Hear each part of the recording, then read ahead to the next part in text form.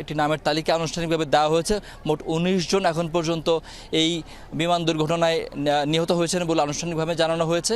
এছাড়া আরও অসংখ্য আহত হয়েছেন, সেটিও আমরা দেখেছি। তবে তথ্যটি আসলে এখনও আমরা নিশ্চিত করে বলতে পারছি না, কারণ আহতের সংখ্যাটি এখন পর্যন্ত আমাদেরকে আনুষ্ঠানিকভাবে জানানো হয়নি কতজন আহত হয়েছেন। তবে সেটি নিশ্চয়ই একটি বড় সংখ্যা হবে, কারণ যেহেতু শ্রেণীকক্ষগুলোতে ক্লাস চলছিল, পুরো এই শ্রেণীকক্ষগুলো ক্লাসে শিক্ষার্থীদের উপস্থিতি ছিল এবং এই কারণেই যখন ঠিক ক্লাস চলাকালীন সময়ে এই বিমানটি বিধ্বস্ত হয়, সে কারণে একটি বড় সংখ্যাই হবে আহত নিহতদের তালিকায়, সেটি আশঙ্কা করা হচ্ছে।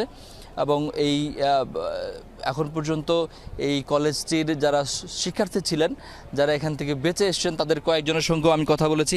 তারা আমাকে জানিয়েছেন যে বিমানটি পশ্চিম দিক থেকে এসে বিমানে এই মাঠে আসছে পড়া এবং